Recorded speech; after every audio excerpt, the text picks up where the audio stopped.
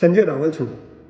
23 સપ્ટેમ્બરે સાંજે 5 વાગે હું સંજય રાવલ વિજાપુર આવું છું। કારણ શું છે? મારા પરમ આદરણીય અને મોટાભાઈ સમાન રાજેન્દ્રભાઈ રાવલનો જન્મદિવસ છે અને એની ઉજવણી પ્રસંગે એક સરસ મજાનો પ્રસંગ રાખ્યો છે। તો 23 તારીખે 23 સપ્ટેમ્બરે સાંજે 5 વાગે વિજાપુર આવું છું અને મોટાભાઈનો જન્મદિવસ ધામધૂમથી ઉજવશું।